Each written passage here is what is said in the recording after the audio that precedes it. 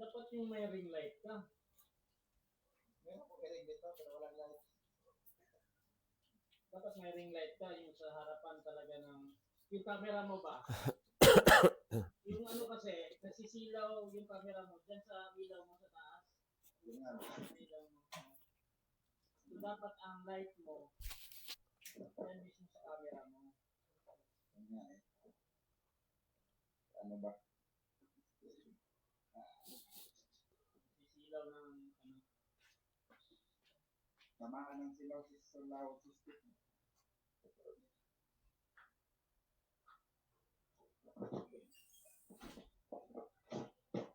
Chill lang si Pastor Eric dito eh.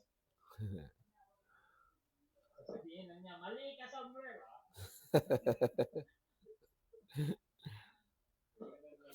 Bro, Eric, try nga yung audio mo, bro. Baka gaya kanina. Hello, hello. Yan. Yan. Meron. Okay. Ay, Check kami kanina na ano eh. I think ko bro dito, may mga talaga siya. Hmm.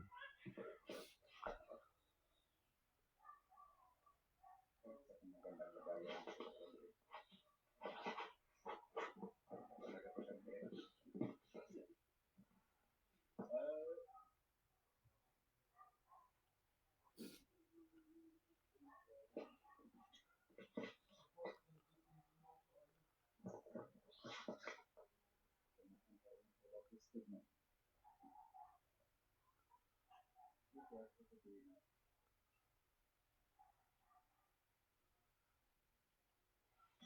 Lipat ako na. Send ko naman yung link natin. Ito. Nasa GC natin or puntahan nyo sa profile ko.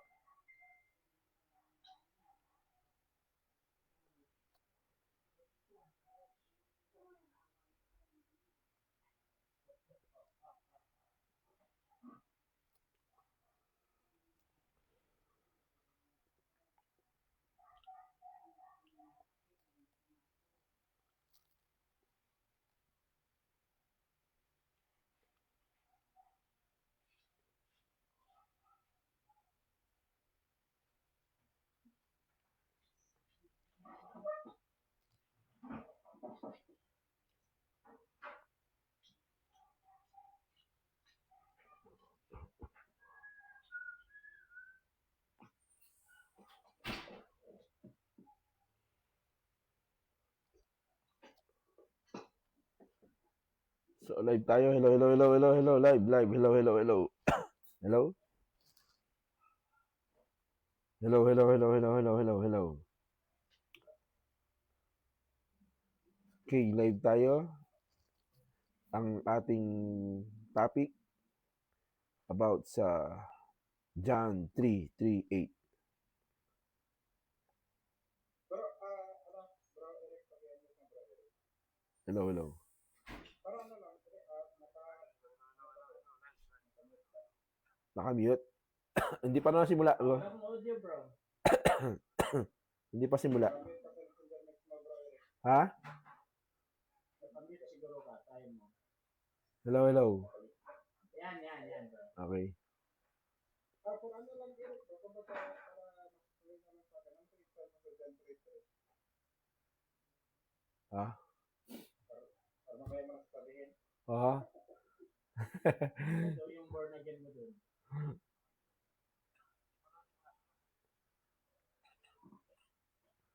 Baka mamaya mo nasasabihin. Alin? Yung ano, topic. Yung sa John 3:3 daw, ano daw yung born again mo dun? Born again.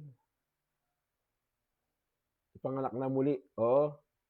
Ano bang topic natin? Di ba ano? Pumasok ka nun? Nakapasok na? Ang topic is, ang Juan 3:3 ay magaganap lamang pagkatapos ng final judgment. Yung born again dun ba? Sa final judgment lang yan. Tapos parehas naman kayo ng final judgment sa hinaharap pa, di ba? Hindi naman kayo prepared. Okay ba? Okay. Final judgment na yun sa kanya. Hindi, bali, ang John 3:3 daw, yung born again doon, sa final judgment lang yun mangyayari. Okay. O, kaya tinatanong ni Sam, ano daw yung unawa mo Ngayon, oo, ngayon yun. ngayon? Oo. Hindi, ano ba, kumbaga, ang paniniwala mo rin tayo sa Ano mo naman?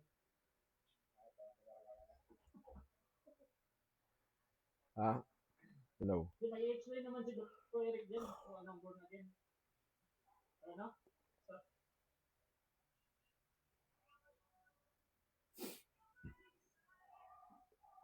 Tatuloy ako sa pastor.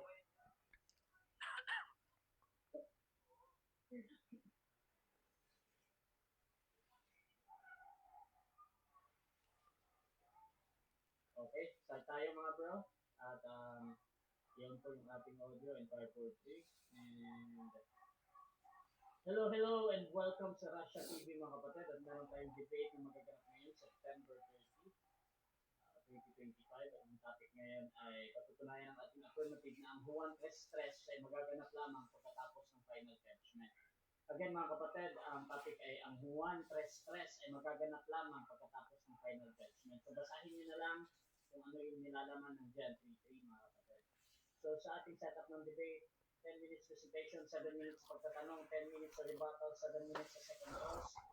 Meron tayong 5 minutes na final conclusion, mauna si negative, mahuhuli si affirmative.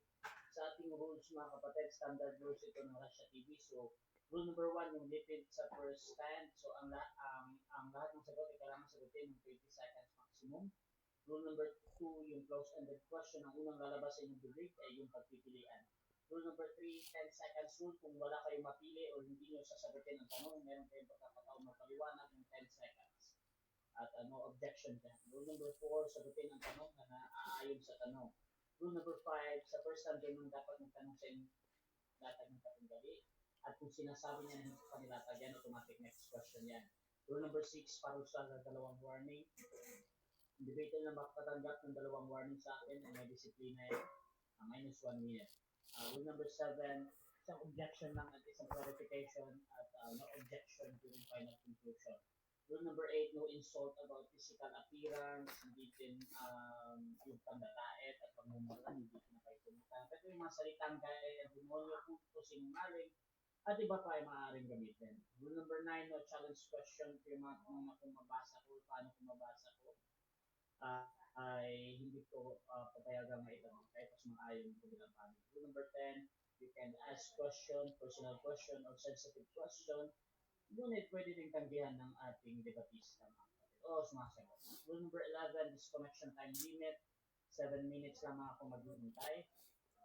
Rule number 12, meron ako kapangyarihan matakda ng bagong rules na hindi nakasaad dito. Rule number 13, liability disclaimer bilang pagkakamawangitan na po ay nagsisilbing tagapangasiwa lamang ng debate na ito at hindi responsible sa anumang pananaw, paniniwala o pahayag ng mga debater. Ang mga sagot at opinion ay pananagutan ng mismong nagsasalita. Hindi rin ako mananagot sa anumang hindi pagkakunawaan o pagsisira ng relasyon o iba pang epekto dulot ng nilalaman ng debate.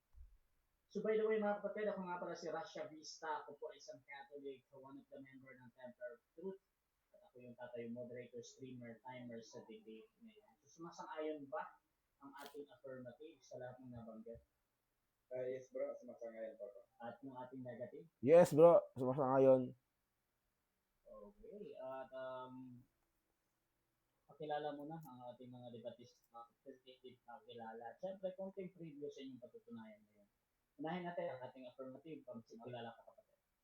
At magandang gabi po sa ating lahat, no? Sa manonood ng live na ito. Ako po si Samuel Sahoda ng MCGO o Members Trust Universal. So kami po dito ay naniniwala na itong sinasabi ni Cristo sa John 3:3 na maliban ang tayo panganak mula hindi siya makakasok sa karaan ng langit. Ito pong pagkapanganak na binabanggit dito. Kami po ay naniniwala na ito magaganap pa lamang. Hindi ngayon, kundi sa final judgment pa lamang. So doon pa natin yan tatanggapin. So yan po ang ating tatalakayin lahat sa inyo sa gabi pong ito gamit po yung Biblia.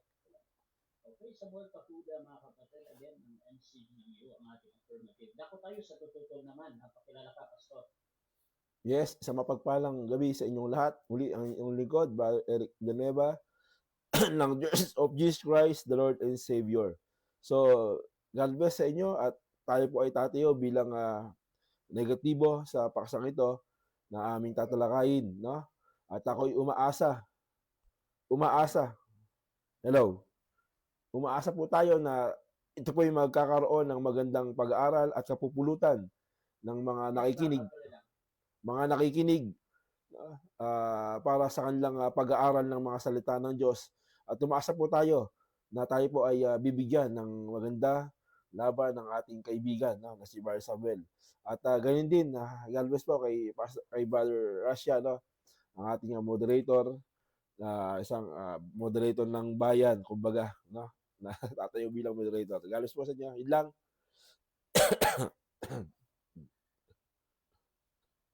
Okay, thank you, Pastor Eric, mga kapatid. So, simulan na natin ang ating debate at bibigyan po ng 10 minutes sa unang pagpapahayag. Pero before pala yan, sa ating mga audience yan, you can share your ating live streaming ngayon. You can comment, mga kapatid, at follower sa ating comment box dahil automatic na nagtatag na yung lahat ng friends mo. Or you can comment at highlights, mga kapatid. Yan yung mga keyword ng Facebook para madali tayong makapag-tag, mga kapatid, ng ating mga friends. No? So, again, dito simulan na natin ang ating debate at bibigyan ko ng 10 minutes sa unang pagpapahayag yung ating affirmative ng si Brother Samuel Tarudas na ng patutunayan na ang John 3:3 ay magaganap lamang pagkatapos ng final judgment.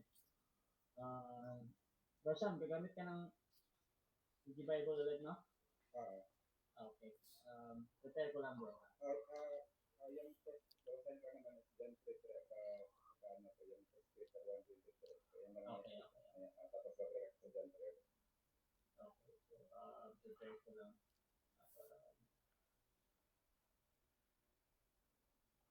Wait lang po. Nakikita rin kaya yung screen ng cellphone ko. Ayan. Tapos, yan, nakikita na. Pastor Eric? Didinig ko yung self ko, Okay, bro Sam, your time start now, bro.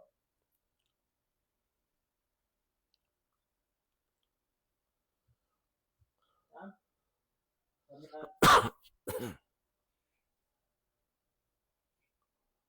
Sam? Nakamute ka ata, Sam? Sam, nakamute ka? Hindi ka madinig sa live? Okay, nag-out.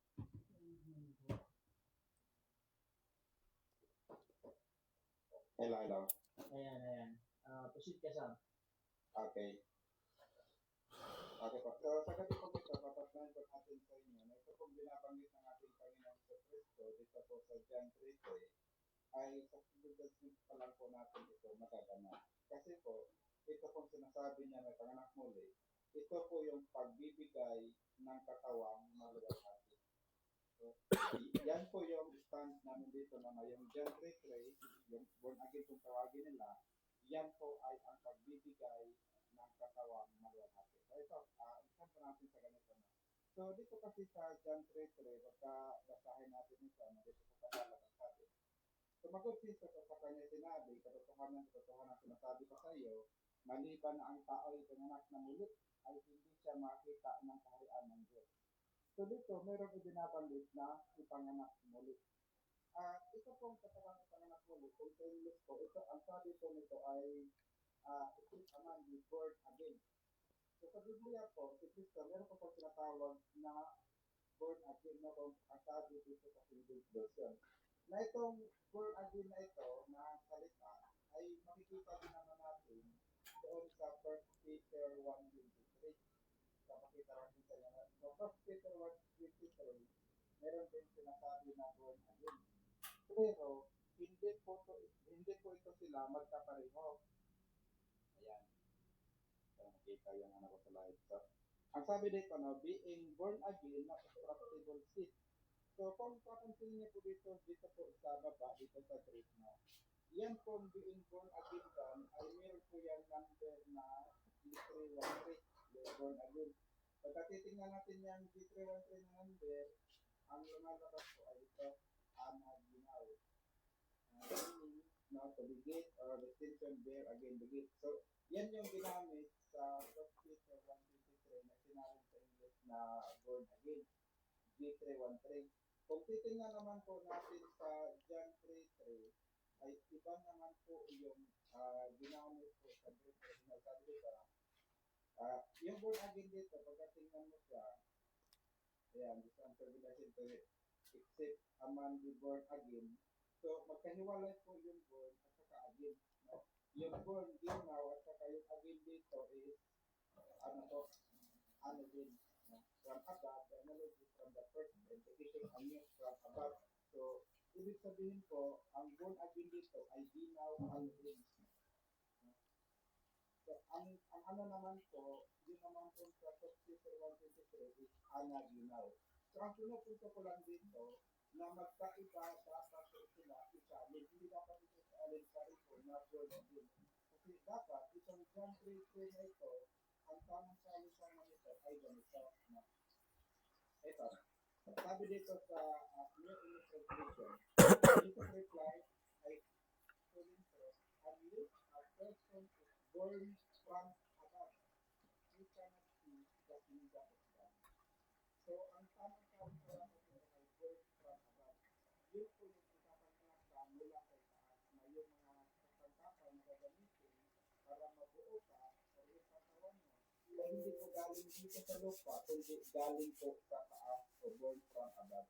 Kaya kung mapapansin ninyo, ang tinutukoy ni Kristo dito na sinasabing pagkabuhay na nagbuli o pagkabuhay mula sa itaas, ay hindi po ito tumutukoy sa panahon natin ngayon, kundi meron po siyang iba na ano po. Ito tuloy po natin ang basa na. So, Tagalog gamitin natin. Okay na siya, direct na lang dyan sa John 3:4 patuloy. Okay. Okay. So, kung itutuloy po natin ang basa sa verse 4, sabi na dito, sinabi sa kanya ni Nicodemo, paano ipanganak ang tao kung siya matanda na? Makakapasok ko sa bilang ikalawa sa tiyan ng kanyang ina at ipanganak. Sumagot Jesus, katotohanan sinasabi ko sa iyo, maliban na ang kahit panganak ng tubig at ng espiritu ay hindi siya makakapasok sa kaharian ng Diyos. So dito, mayroon palang kaharian ng Diyos na kung saan dapat natin pakitin. Dito ba? Na kung saan ang makakapasok lamang nito ay yun lamang kung yun lamang kung ipanganak sa tubig at ng espiritu. So dapat din po makita natin na itong kaharian na binabanggit naman dito ay iba naman to sa kaharian na sinasabi ni Kristo sa Mateo 23:13, no? Na yung mga nung una, yung mga kaputiyo nung una ay meron po sila o hawak po nila yung susi ng kaharian, alam po nila, pero yung mga gusto pumasok doon ay inaayawan nila. Sabi dito, datapwat sa aba ninyo mga skriba at mga parisiyo, mga mapagkaibabaw, sapagkat sinasamahan ninyo ang kaharian ng langit laban sa mga tao, sapagkat kayo hindi nagsisipasok at ang sipasok man ay ayaw ninyong baya ang mga pasok. So meron palang kaharian na binabanggit ni si Kristo na taglay din naman or meron din namang susi ang mga skriba at parisiyo. Yang kaharian na yan ay iba naman po yan sa sinasabi niya sa John 18:36. Nasabi naman ni Kristo sa John 18:36 ay ganito. Sumagot si Jesus, ang kaharian ko ay hindi sa sanglibutan ito. Kung ang kaharian ko ay sanglibutan ito, ang aking mga alipin nga ay nagsipagbaka o pangtulog ng ibigay sa mga Hudiyo. Ngunit, ngayon ang aking kaharian ay hindi ito. So, maliwanag na mayroong kaharian na nandito sa lupa, mayroon ding kaharian na nasa langit. Yung kaharian nandito sa lupa, may susi ang mga skriba at parisiyo po nun. Pero yung sinasabi ni Kristo sa John 3:5, ay sabi niya, hindi iyon mapapasok ng mga hindi iyon mapapasok ng mga tao, maliban na lang kung sila ay panganak sa tubig at ng espiritu. So ngayon, ano ba ang magiging katangian ng isang ipanganak sa sa tubig sa espiritu? Ito, basahin po natin. Itutuloy natin sa John 3:7 hanggang 8. Sabi dito, huwag kang magtaka sa aking sinabi sa iyo, kinakailangan ng kayo ipanganak na muli. Paano? Tingnan natin sa verse 8. Humihihip ang hangin kung saan maibig at narinig mo ang kanyang ugong. Ngunit hindi mo nalalaman kung saan ng gagaling at kung saan naparoroon. Gayon ang bawat ipinanganak ng Espiritu. So dito natin makikita ang kaibahan ng ipanganak sa Espiritu kumpara sa tayo ngayon na physical, ay pinanganak tayong physical. Kasi yan pala mga ipinanganak sa Espiritu, ang kanila pong katangian ay katulad na ng hangin. Na kung saan sabi, humihip ang hangin kung saan niya ibig at narinig mo kanyang ugo, ngunit hindi mo nalaman kung saan ang gagaling. So tayo naman po na nasa physical pa, ay wala po tayo kakayanan na tulad ng hangin na kung saan kaya nating, kung sabihin natin parang nag-teleport, hindi po ba? Mula sa isang lugar patungo sa napakalayong lugar, kaya ng hangin lakbayin yun ng isang sa loob ng isang segundo lamang, parang ganun. Pero sa atin ngayon na nasa physical na kalagayan, wala po tayo kakayanan na ganyan. Pero ang sinasabi ni Kristo, ang mga pinanganak sa Espiritu ay katulad na ng hangin. Kaya natitiyak natin na itong binabanggit ni Kristo dito, no, na ipapanganak muli, ay ito yung pagbibigay ng panibagong katawan. Kasi sabi nga, kung hindi ka may panganak dito sa John 3 o panganak sa taas, hindi ka makakapasok sa langit. So, ano ba ang kailangan para tayo makapasok? Na tayo, na kung saan ngayon, ay meron po tayong mga nasa physical pa na kalagayan, may katawan na may kasiraan. Ito bang katawan na may kasiraan natin, makakapasok ba ito sa langit? So, basahin po natin yung unang Corinto 15:50. No? 1 Corinthians 15:50. Para maalaman po natin kung ano ba yung kailangan para tayo ay makapasok doon sa kaharian ng Diyos na nasa langit. Sabi dito, sinasabi ko nga ito, mga kapatid, na ang laman at ang dugo ay hindi makapagmamana ng kaharian ng Diyos, ni ang kasiraan ay magmamana ng walang kasiraan. So, dito pala, pagka ikaw ay nasa physical pa na katawan, sa anumang paraan, hindi ka magmamana 2 minutes. or hindi ka makakapasok sa kaharian ng Diyos. Diba? Yan yung sabi ni San Pablo, yung sinabing makapagmamana, ibig sabihin, parang makakapasok ka. So, ang gagawin pala, sabi sa unang Corinto 15:51, no? Narito, sinasaysay ko sa inyo ang isang hiwaga, hindi tayong lahat ay mga katulog, hindi tayong lahat ay babaguhin. So, ito palang katawan natin na may kasiraan, ito'y papalitan ng katawan na walang kasiraan. At kung magkagayon, ay pwede na tayong makapasok doon sa langit. Mamanahin na natin, no, ang sabi, yung mga bagay na nasa langit sa 53, no? Verse 53, unang Corinto 15:53. Sapagkat kinakailangan na itong may kasiraan ay magbihis ng walang kasiraan at itong may kamatayan ay magbihis ng walang kamatayan. So, yan, pagka nabihisan ka na, nalagyan ka na ng bagong katawan, so, ibig sabihin, ikaw ay naipanganak na, no? Hindi mula dito sa baba na galing sa lupa, kundi ikaw ay pinanganak na ng tubig at ng Espiritu. Na yan ay pawang mula sa itaas. So, yan po yung kailangan natin, yung sasabi ni Kristo, para makapasok tayo sa langit. Ngayon din yung inaaral ni San Pablo naman na pagka sa physical ka pa, wala kang kakayanan na makapasok doon sa kaharian ng langit. Pero, pagka bibigyan ka na ng isang katawan na makalangit, so doon ka pa lang pwedeng pumasok. Kasi itong physical na katawan natin, no, umangat lang tayo dyan sa ibabaw ng mga alapaap, no, ilang few kilometers above dyan, ay masisira na itong katawan natin. So, imposible talaga na makaangat pa tayo hanggang sa taas. No, kung taglay lang natin itong ating katawan na physical. So, ang sabi ni Kristo, mula pa noon hanggang ngayon, no, kahit Time. Sige. Okay, so dyan nagtatapos ang unang pahayag ng ating affirmative at dako tayo sa unang pagtatanong ng ating negative. Pastor Eric ng CJCLS, 7 minutes. Your time start now. Okay, so sabi mo kanina, nasa 3 ng Juan, 3 na maliban na ang tayo panganak na muli sa tubig, sa Espiritu, ay hindi makakakita ng kaharian ng langit. Ano sa Greek ang makikita dito at ano ang kahulugan? Okay.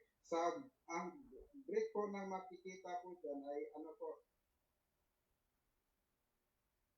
ay Aito, a primary in a certain pastors are embarked from equivalent to know, be aware, behold, consider, know, look, perceive, see, be sure, till understand, yes. Tapos pero, yeah, pero, Next question. So anong kahulugan ng makikita? Yan ba'y tumutukoy doon sa pupunta ka na doon o anong kahulugan ng idiin o sa wikang Greek? okay, ang sabi po dito, no, ay, ano po, Aito, na ang kahulugan po, no, is to know, to be aware, behold, no, to consider, to perceive, to see. No? Yan po yun, to perceive, to see, to be sure, to tell. So, yan po yung meaning na sinasablay po ng Greek Dictionary po sa salitang Aito. Next question. Okay, so sabi mo para sabi mo ang kahulugan nito ay maunawaan o magkaroon siya ng ibig sabihin na maunawaan mo o kaya naman ay sinasabi dito na maintindihan mo o maranasan mo na yung sa salitang yon. Ibig palang sabihin, itong salitang Greek dito ay hindi kumakahulugan na kapag ikaw ay pinanganak sa tubig at espiritu. Hello. Eric, Ay. Hello. Bro, medyo putol-putol. Bro Eric, paulit nga yung tanong bro. Okay na, okay na. Hello. Paulit. Basta. So, ibig sabihin, no, Sige, basta. yung ibinigay mong kahulugan dito, no, to discern, no, to be aware, isabihin, nangangahulugan ito na maunawaan or maranasan mo yung kaharian ng langit. Ibig bang sabihin nito na maranasan o maunawaan mo yung kaharian ng langit ay nangangahulugan na naroon ka na sa langit nung ikaw ipinanganak sa tubig at espiritu?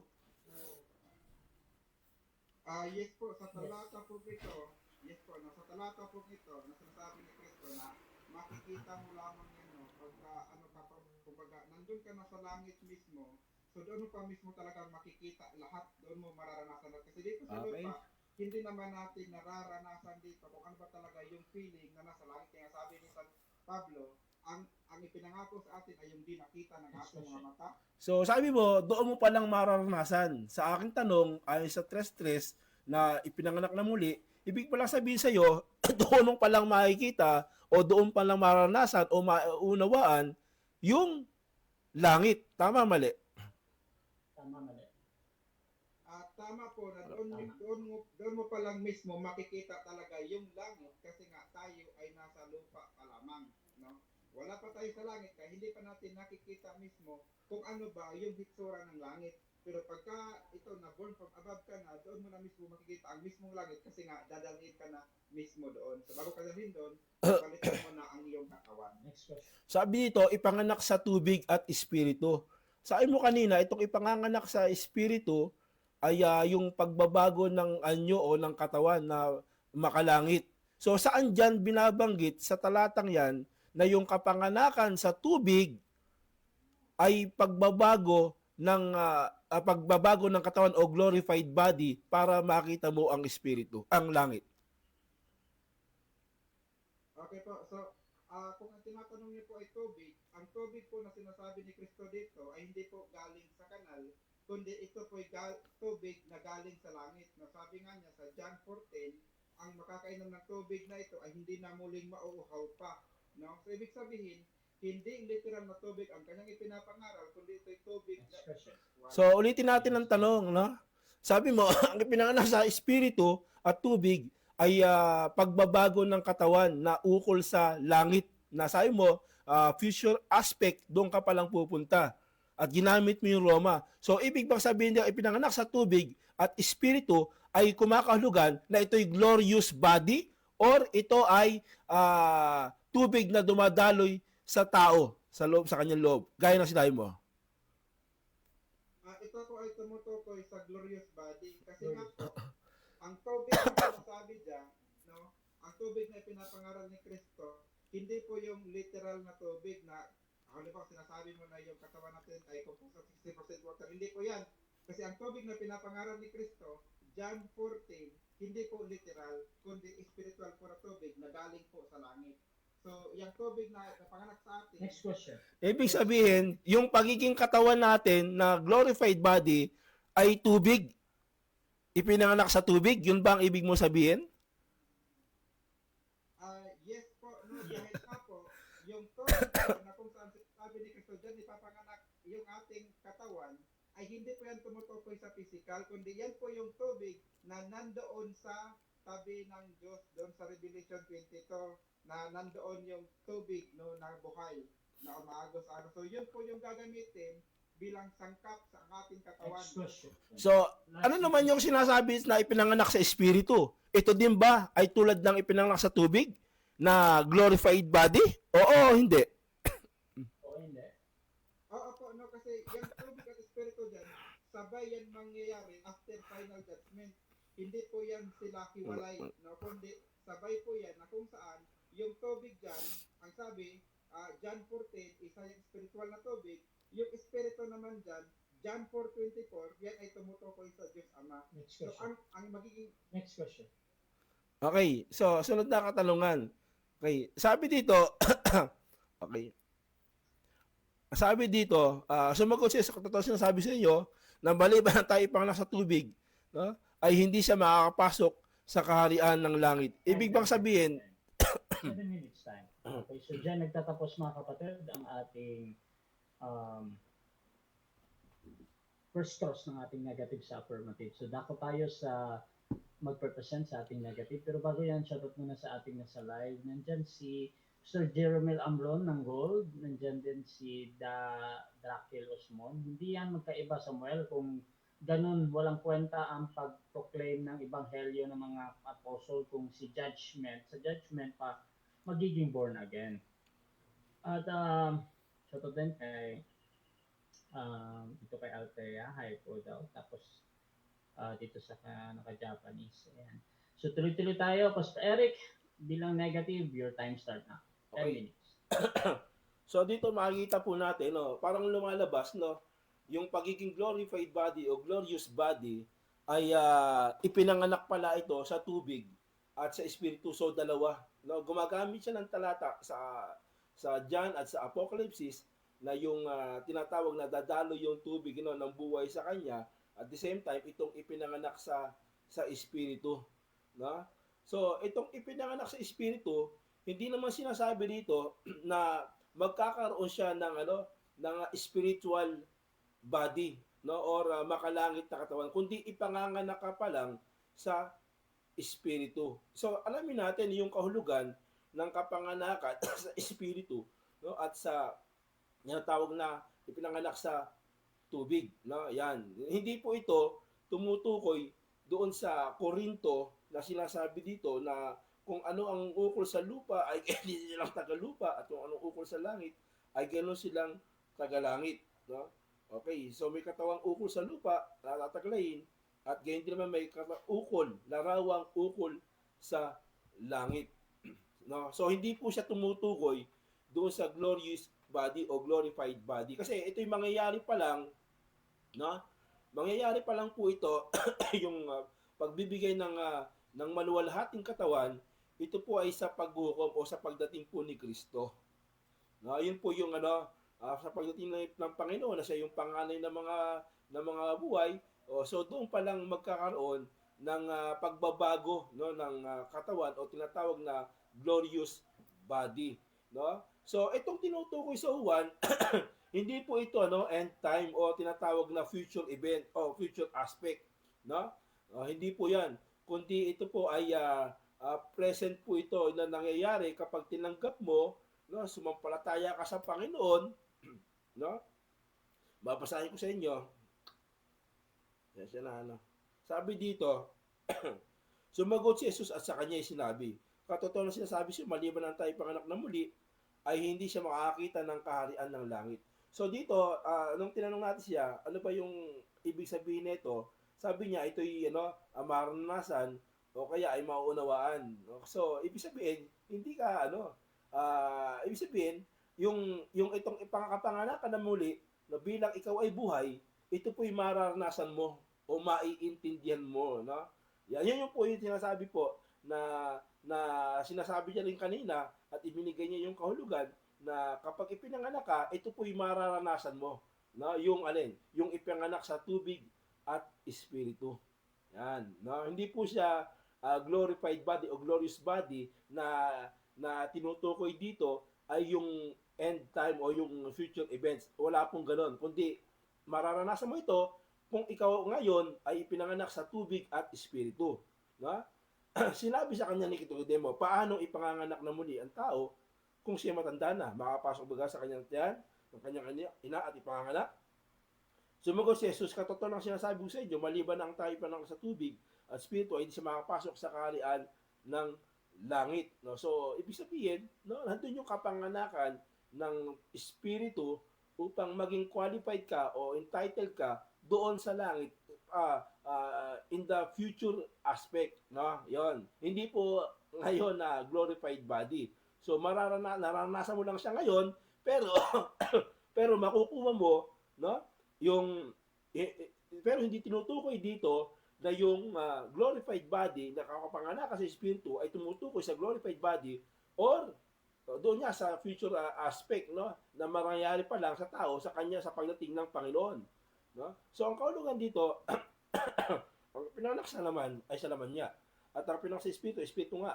Huwag magtaka ang sa aking sinasabi, no, na kayo kinakailangan ipanak na muli. Ibig sabihin, merong tinutukoy dito na tao per se siya, yung tao na kausap niya si Nicodemo, kailangan ipanganak kang muli. Ibig sabihin, ngayon, no, ngayon yung kapanganakan mong muli. Sabi nito, imihihim pang hangin kung saan niya ibig at narinig at kanyang ugong, ngunit hindi mo nalaman kung saan ang galing at kung saan paroon. Gayon ang ipinanganak sa espiritu, ipinanganak ng espiritu. So, yun, no? So, ito yung kahulugan, no, ng ating kahulugan ng pag-aaral po natin, no, ng topic na ito, na unang-una, no, hindi po siya future aspect na glorified body o glorious body na tinutukoy dito na magkakaroon ka ng katawang panglangit. Hindi po siya. Kundi ito po ay yung pagbabago ng kalooban mo, no? Na tinutukoy po ito, no, sa tinutukoy po ito sa Juan, no, 7:37-39 at tinutukoy sa Tito 3:4-6, no, na yung pagbabago ng espiritu, ito po yung paghuhugas na muli, no, sa muling kapanganakan, no? So tayo po ipinanganak sa pamamagitan ng salita ng Diyos. So yun po yung kapanganakan sa pamamagitan ng salita ng Panginoon sa unang Pedro 1:21-23 na sa pamamagitan niya ito ng pagkanig ng ebanghelyo. So tayo ipinanganak, no, sa pamamagitan ng salita ng Panginoon. Ngayon,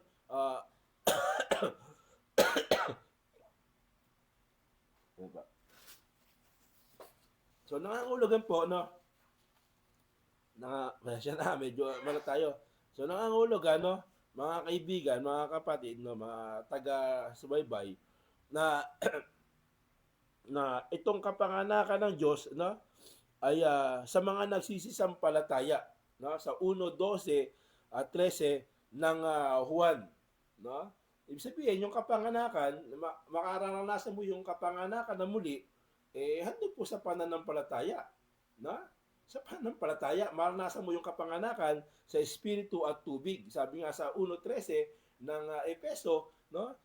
Kaya nga mula, no, nung ng pagkanig ng aral ng ebanghelyo ng katotohanan ng inyong kaligtasan, no, kayo tinatakan ng espiritu na ipinangako, no?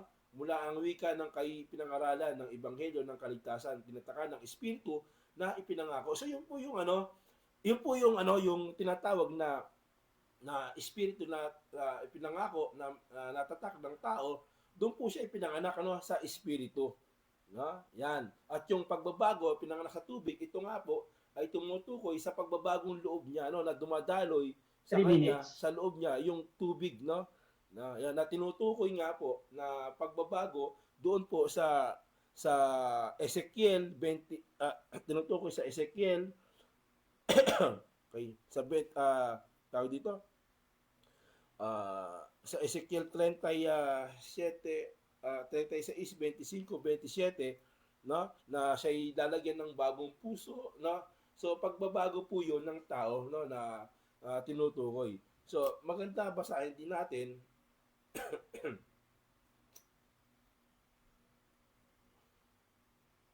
dito po sa 7 ng Mateo ng Juan, basahin po natin 37, no. Okay. Para maunawaan po natin ng kahulugan po nito. Sabi ito, nang huling araw ngayon ay dakilang araw ng kapistahan. No? Sabi, si Jesus ay tumayo at sumigaw. Nagsabi, kung ang sino mang tao na uwa ay pumarito sa akin at uminom. Ang sumampalataya sa akin, gaya ng sinasabi ng kasulatan, ay mula sa loob niya ay aagos ang ilog ng tubig ng buhay. So, yung faith yun eh. No? So, hindi ito yung glorified body na para bagang magkakaroon ng glorified body, no? Kapag ikipinanganak sa espiritu at tubig, hindi. No? Nung ikay sumampalataya, sabi dito, aagos sa kanya, no? Ang ilog ng tubig ng buhay. Ngunit ito sinasabi niya tungkol sa espiritu na tatanggapin ng mag-isampalataya, no? Sapagkat hindi pa ipinagkakaloob ang espiritu, no? Sapagkat si Jesus ay hindi pa, no? Hindi pa naluluwalhati. So si Kristo nga hindi pa glorified body, naluluwalhati, no? So tatanggap mo pa lang to, yung espiritu na ipinangako, no? Yun yung tatak yun eh, na mula nang ikaw ay sumampalataya, no, nakaling ng ebanghelyo ng iyong kaligtasan, mula nung na ikaw ay tinataka ng espiritu, no? Yan ang ibig pong sabihin ng tinutukoy po dito na nakapanganakan sa tubig at kapanganakan po sa espiritu. So, wala pang 20 pagluwalhati dito, no? So, kaya gaya ng sinabi niya kanina, yung makikita ay mararanasan ng wika. So, mararanasan mo, no? At mauunawaan mo yung pagdating ng espiritu at yung papanganak sa espiritu, no, na siyang nasa tubig, no, kapag sa tubig, no, na siyang salita ng Panginoon at ng espiritu, no, na siyang tatak ng espiritu na ibibigay ng Panginoon once na ikaw ay sumampalataya. So, mararanasan mo, makikita mo, at ito po ay kumbaga mauunawaan mo, malalaman mo sa panahong yon, hindi sa judgment day o yung future aspect. Okay. Hello. Ito pala yung mic ko. Unang pagtatanong, mga kapatid, ng ating affirmative sa negative. So, brother, kung magtahudan ng MCGU, 7 minutes para sa iyo. Your time start.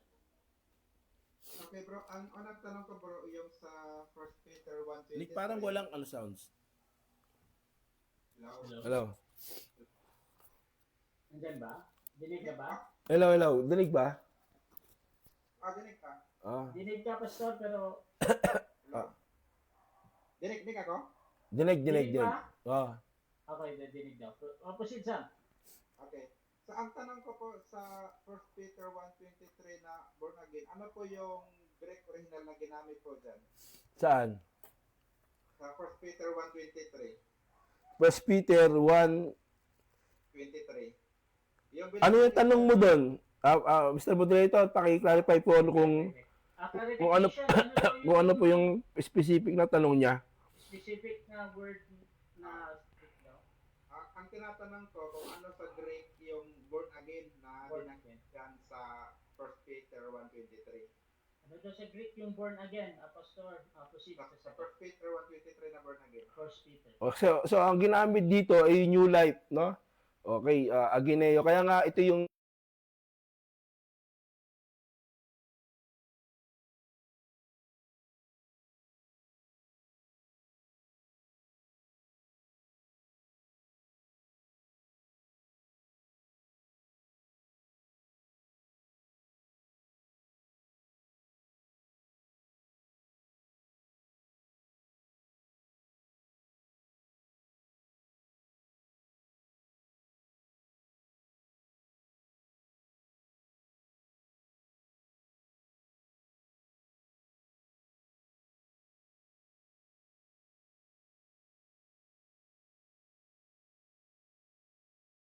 Ikaw bro, siya lang ako baga papunta yung mga sagot niya. years yung time siguro. I-ano natin yung tanong na lang. Paulit mo yung tanong. Hello. Yan bro, bro. Malakas na yung mga bro, dili ka na. Hindi ka, Pastor Eric. Hello, okay. So, yun, okay na. So, yun yung ating sagot, no? Na, Application, breakdown. opo. So, sinagutan po natin, no? Yung tinatawag po ito na born again, na tumutukoy nga po ito, no? Sa again now, na kumakahulugan, no? Sa bagong buhay. Kaya nga yung sinasabi natin sa 7:29, ng Juan, 7, na yung bagong buhay o bagong puso. Next question.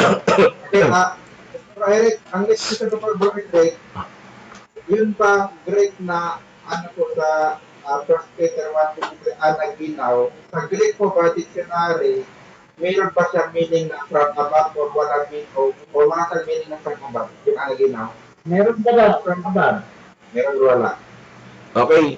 So, dito binabasa natin, wala siyang sinasabi na from above. Pero ito yung contextual nito, yung konsepto nito na ipinanganak na muli, no? Yung tinatawag na new life, ito po yung from above.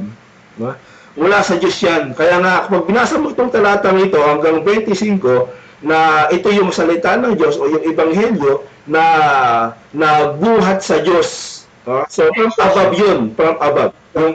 Okay po. So, sabi niyo po na yung anaginaw, ayon sa supply meaning sa dictionary, ay wala yung from above. So, itatanong ko naman sa iyo, ito naman sa John 3:3. So, dito po sa John 3:3 na born again, ano po yung original Greek na ginamit po sa born again sa John 3:3? Sa original Greek na John 3:3. So, ang tinatawag. So, okay. So, dito ay tinatawag naman dito na ginao, no? Ginao. Yan. So, yun ang tinutukoy doon. Next question. Next question. Di ba po, yung ginao ay tumapoy support, tapos yung salitang agin po, ano po yung Greek sa agin dyan sa ano po, John 3:3? Yun nga. Yun nga, ginao. So, kumakahulugan nito, kapatid, nasa give birth, no? O ipinanganak na muli. So, kapanganakan po, ang tinutukoy po dito, no? So hindi po tinutukoy dito yung glorified body, no, na yung future events, wala po. So mali po yung pagkaunawa niyo po dito. Next question. Next question po, brother, sundan mo mabuti ha, yung word na ano po sa John 3:3, yung word na again, pagkatatin na po yan original Madrid, yan po ay tama po sa ang Greek po ng again sa John 3:3 ay ano din. Ano din? Ba daw? Okay. So yung John 3:3 na born again ay ginang ano din, at yung born again sa 1 Peter 3:3 ay anaginaw. So yun po bang ano din at saka anaginaw, magkakaroon po ba magkaiba? Aginaw sa kayo? So, wala.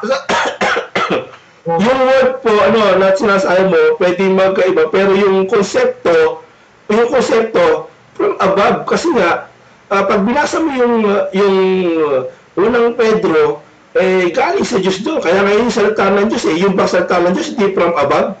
Yung ipinanganak ka, sa salita, ay hindi from above. Even dito, ipinanganak sa Espiritu, hindi ba from above? So, walang walang expression. Walang pagkakaiba yun. Pagka yung konsepto ang pinag-usapan. Next question. Question ko po, ito pong Greek na ano din. So, ayon dyan sa definition na nakita mo sa inyong ginagamit na Bible, nagdaan pa yung definition na from above. Yun nga, sinabi ko na nga sa'yo, yun yung definition niya, no? Kaya nga, yung from above dito, yung kapanganakan sa Espiritu, dito sa lupa. Kaya nga binanggit natin, no? Sa John 1:12-13, no? Na ito hindi sa dugo, hindi sa lamang, kundi ito niya sa Diyos, sa Espiritu. Ibig sabihin, from above yun, nung kapanganakan mo. hindi sa lupa. Kaya ngayong kapanganakan, walang pagkakaiba kahit sa Pedro na ipinanganak ang muli sa salita ng Diyos. O, walang pagkakaiba yun. Okay. Sabi mo kanina na yung yan kung sa Greek ng 1 Peter 1:53 na anaginaw ay walang definition sa Greek dictionary na front above. At ito naman po sa John 3:3 na Greek na din ay meron pong definition sa Greek dictionary na front above. So yung isa walang front above, itong isa merong front above. So magkapareho po ba o magkaiba? Yes! Magkapareho yun. Magkapareho. So, pag ginamit mo kasi yung definition, diyan ka tumalanay sa aral mo, maliligaw ka. No? Dapat, yung konsepto kinukuha mo, yung bang ipinanganak sa Pedro, tatanungin kita, no? Pang sa lupa ba yun, sa dugo ba yun? O from above din yun, sa Diyos din yun? Kasi pa siya, hindi na nga ako lugar na hindi sa Diyos, o pang Diyos yun. Next question. Okay. Kaya ang question ko po, ang sabi po sa John 3:8, ang ipinanganak ng Espiritu po ay katulad na po ng hangin, no? Na kung saan kaya po niya mag-travel ng napakabilis ang pagtitikot. Ang tanong ko po sa inyo, kayo po ba bilang sumasampalataya ni Kristo, no, na kayo na born again na, meron na po pa kayo kakayanan na katulad ng hangin? Meron o wala? Meron wala nga? Okay, so yung katulad na nagbibigay, ang Diyos ang nagbibigay, halimbawa mo sa Espiritu. So wala kang kakayanan nito. Sa Diyos to galing hindi po sa tao ito. No, sa Diyos to. Time. Okay, so dyan nagtatapos yung first stage ng ating debate at nako tayo sa ating debata. Pero bago yan, sagot muna kay Emmy Alfonso, kahit paos, inuupo Bro Eric, tumalaban pa rin. Siya sa atin kay Jimmy Ben Pungalos, watching daw siya kay Drac Osmon. At paano ka magkakaroon ng glorified body kung dito ka lang sa lupa, hindi ka born again. Siya sa atin kay Rian Chang, kay Sister Grace Barrios ng XMCGI. Sabi ni Emmy Roy, debate ulit. Bro Eric, may pagtulutong bakit ulit, pero ang husay kalaban nito si Bro Samuel. At ulit-ulit tayo dito, Brother Samuel Kabuda, rebuttal, your time to let now. Kaya, Pamilya mo na, Pastor Eric. Okay. so kay Brother Eric mismo, siya umamin na yung palang siya bilang naniniwala na sinasabing na born again na siya, ay wala siyang kakayanan na katulad ng kahangin. Sabi, kumili ang hangin kung saan na ibig, so kaya niya mag-travel kung saan. So si Pastor Eric bilang sumasampalataya, wala siyang ganung kakayanan. So ang sabi naman dito sa John 3:8, gayon ang bawat ipinanganak ng Espiritu. So kung si si kapatid na Eric na sabi siya na born again na, pero wala siyang ganung katulad ng kakayanan na meron ng hangin, so ibig sabihin, hindi pa nangyayari sa kanya itong sinasabi sa John 3:8 na gayon ang bawat ipinanganak ng Espiritu. So pansinin po ninyo, ito po ay hindi ito kumbaga applicable sa isang tao lamang, kundi ito ay applicable sa lahat ng ipinanganak ng Espiritu na kung saan sila ay magkakaroon ng kakayanan ng tulad sa hangin. So, example po, hangin kanina. So, ibig sabihin, hindi pa nagaganap po sa kanya yan. No? Kaya ito kung binabanggit ni Kristo ito, future po ito, kasi sabi na kanina, hindi naman ika-future yan, present yan, kasalukuyan natin tinatanggap yan. So, tingnan po natin, hindi na ba ito future? Nasabi ni Kristo, no? John 3:3, diba? Sabi niya, ito sa huling saklay, maliban ang tayo panganak ng muli, ay hindi siya makakakita ng kaharian ng Diyos. Yun po magsalitang makakakita. Present po yun? O future tense yun? Diba? So, yun po salitang makakakita. Future po yun. Maging sa verse 5, magsabi sa verse 5, no? Maliban ang tayo panganak ng tubig at ang Espiritu, ay hindi siya makapapasok sa kaharian ng Diyos. So, ito pong salitang makakapasok, future tense po yan. So, dyan maliwanag na itong mga bagay na binabanggit ni Kristo dito ay hindi pa ito nagaganap sa mga kausap niya na sumasampalataya sa kanya. Take note, si Nicodemo, isa po yan sa sumasampalataya sa kanya, paligid na lang. Diba? Pero ito, hindi pa ito nangyayari kay Nicodemo. Diba? Kasi ang sabi ni Kristo, makakapasok. makakapasok, makakakita. So, ibig sabihin, si Nicodemo, hindi pa niya ito nakita, hindi pa niya ito napasok, kahit nakita niya si Kristo, no? Kahit nakasama niya si Kristo, kahit napunta niya si Kristo. Pero itong kaharian na binabanggit ni Kristo, hindi pa nakita ni Nicodemo at hindi pa napasok ni Nicodemo. At lalong, hindi pa rin nakita ng iba pang mga apostol kahit sila ay sumasampalataya na kay Kristo. Bakit hindi nila nakita yan? John 18:36 na basahin natin. Ano ba yung kaharian? At nasaan ba yung kaharian sinasabi ni Kristo na hindi pa nila nakita at hindi pa napasok kahit ng mga alagad ng sila kasama niya. So, dito sa John 18:36, sabi ni Kristo, sumagot si Jesus, ang kaharian ko ay hindi sa sanglibutan ito. O maliwanag na mayroon palang kaharian na hindi sa sanglibutan ito. Kaya kahit sumasampalataya na, sila nung una, no, kahit nakasama na nila si Kristo nung una, hindi nila nakita ang kaharian ito. No, binabanggit ni Kristo. Kasi nga, wala ito sa sanglibutan. So, alalahanin mo, si Kristo nasa sanglibutan. Pero yung kanyang kaharian, 1836, wala na sanglibutan. Diba? Kaya kahit na-experience nila, no, yung kagandahan sa mga sinabi ni Kristo, ay hindi pa rin nila nakikita ang kaharian ito. Yan po yung dapat natin makita dyan. Kasama po na, yun pong sa John 3:3, mali po yung pagkasalin dyan na born again o ipanganak na muli. Ang tamang born again, yung sa 1 Peter 1:23, tama, born again po ang tawag doon. Tama po yun, born again ba tayo total doon. Pero kung titingnan nyo, yung 1 Peter 1:23 na Greek ay anaginaw. Samantala, yung sa John 3:3 ay ginaw ano din. So magkaiba po sila ng Greek na ginamit. Yung sa 1 Peter 1:23, yun pong anaginaw, wala po siyang definition na from above. Wala siyang definition na from above. No? Yan mismo ang ginamit ni Eric kanina na walang definition na from above yung 1 Peter 1:23 na anaginaw. Samantala, yung pong John 3:3 na ginaw ano din, meron pong definition na from above.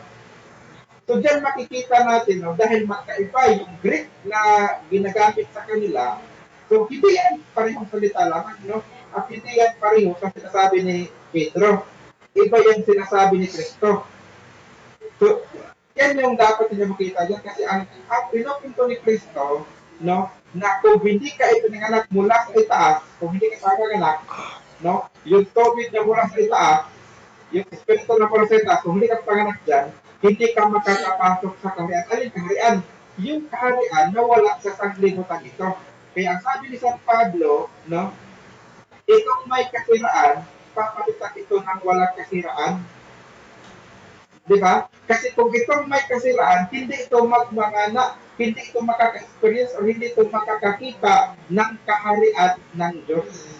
Ito pong may kasiraan. So, kailangan, papalitan mo na ito para makita nila. So, kailan ba nila makita at kailan ba papalitan? So, basahin po natin sa Mateo 25:34. Ito po pangyayari dito, ito po ay isang hinaharap na, no, nung pagbukod-bukod din namin sa final judgment na kung saan ibinukod na yung kambing sa tupa. So, mula 21 ba? Babasahin mo yan, final judgment na yan, di ba? So, pagdating sa 34, ang sabi, Mateo 25:34, kung magkagay sasabihin ng hari na nasa kanyang kanan, magsiparito kayo, mga pinagpala ng aking ama. Manahin ninyo ang kaharian na handa sa inyo. Buhat na ikatan ang sanglibutan. So, ayan. So, dito pa lamang, after final judgment, saka pa lang nila mamanahin o saka pa lang nila mararanasan, makikita yung kaharian na kahanda sa kanila. So, tiyak na tiyak tayo na itong kaharian ito, hindi ito yung kaharian na nanduna ng umpisa pa. Diba? Kasi meron sinasabi si Kristo, Mateo 21:43, na aanisin sa inyo ang kaharian at ibigay sa bansang ikakabunga. So yung kaharian ngayon, nasa kanila na, naranasan nila, nakita nila. Pero itong kaharian na binabanggit sa Mateo 25:34, ang sabi, manahin ninyo ang kaharian. So dito pa lang nila pamamana, dito pa lang nila makikita kung pararanasan. na katulad ng sinasabi ni San Pablo, no, na hindi magmamana ng kaharian ang may kasiraan, kundi papalitan lamang ito. So, kailan ba ang pagpapalit ng katawan? Ay, hindi po yan nangyayari sa ngayon. Dahil ang pagpapalit ng katawan kung saan tayo bibigyan na ng maluwalhating katawan, yan ay after na ng final judgment. At yan po yung kumbaga, titig po natin ngayon na yun pong pagkabuhay, no, mula sa taas, na ganun dapat ang sabi niya, yung born from above sa John 3:3 ay after final judgment po yan. No? Bakit po? Ito yung isang punto na hindi nakita ng karamihan. Diyan po sa John 3:3 ang sabi, maliban na ang tao'y. So, pagka po sinabing maliban, ibig sabihin, wala pong ibang paraan para makapasok ka o makita mo yung kaharian na yan, kundi kailangan mong dumaan dyan yung ipanganak ka sa tubig at nakaspet pa. Ibig sabihin, kahit yung mga tao na nabuhay pa nung unang panahon, no, kahit yung mga tao na buhay pa sa lupang tipan, kung gusto nila o para makapasok sila sa kaharian ng Diyos na sinasabi ni Kristo dito, kailangan nilang dumaan sa sinasabi na ipinanganak mula sa itaas. Diba? Kasi ang sabi, maliban. So pagka sinabing maliban, diba sabi, maliban na ang pagkakanak ng tulad ng Espiritu na hindi makapasok sa kaharian ng Diyos. So yung sinabing maliban, ibig sabihin, iyan lamang ang natatanging paraan. Diba? Yan ang natatanging pansukat. Kaya ang natatanging paraan, lahat ng tao sa panahon ngayon or hinging sa panahon noon, kailangan nilang dumaan dyan. Pero tandaan mo, no, na yung pagpapangaral ni Kristo sa kanila, di ba, kaya hindi mo kaya, no, dyan lang nangyari. Paano yung hindi na pangaral ni Kristo? No, yung hindi nakasampalataya sa kanya, hindi nakakilala sa kanya, ibig sabihin ba, hindi sila makakapasok sa kanya ng langit? Makakapasok pa rin sila, maliligtas pa rin sila. Basahin natin, no? Ezekiel 14:20, ano pa sabi dito? Bagaman sunod sila at siya pinangantawan buhay at sabi ng Panginoong Diyos, hindi sila makaliligtas ng mga anak lalaki o babae man ang kanila lamang ililigtas, may ang kanilang marinig kaluluwa sa pamamagitan ng kanilang kasiran.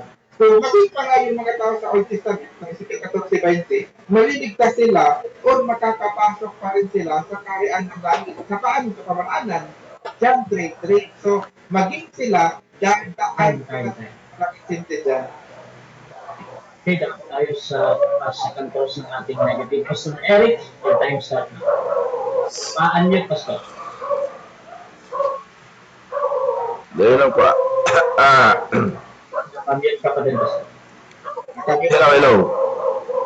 Ayan, proceed, Pastor. Okay, so unang tanong, no? Yun bang sa unang Pedro 1:3, no? Yung tinutukoy na ipanganak na muli, no? Sa salita, no, ng Diyos. Ito ba'y from God o from above? O hindi? Ang tao po, hindi po, no, kasi ang tao nasa lupa pa rin po. Ang tao, nasa lupa pa rin yung tao. So, yung mga kasangkapang ginagamit sa kanya, dito lupa pa rin. Hindi siya nagkaroon na katulad ng sinasabi sa John 3, na katulad na ng hangin. No? Wala siya kahit so, makalupa pa rin yung sangkap na ano niya. So, hindi natin tinatanong, no, na siya'y nagbago na ng glorified body. Ang tanong natin malinaw, yung bang 1:23 na ipinanganak sa salita ng Diyos, from God ba yun o from above? O hindi? Oo, hindi. Hindi po kasi yung galing po yung tao. No? Yung tao na yun, nasinsabi mo na ano siya, ng Diyos, galing siya sa lupa at hindi po siya yung tao. So, yung tao mismo, galing po sa lupa yun. Iba po yung sinasabi na na parang hangin na. So, hindi tao ang tinutukoy ko, ang tanong ko.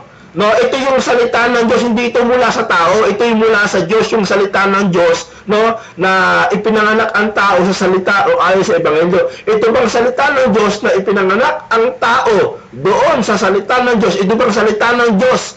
Ito ba from God o from above? Yung salita ng Diyos para ipanganak ang tao sa pamamagitan ng salita? O hindi? from God ba yun o from above yung salita ng Diyos? Oo po. Okay.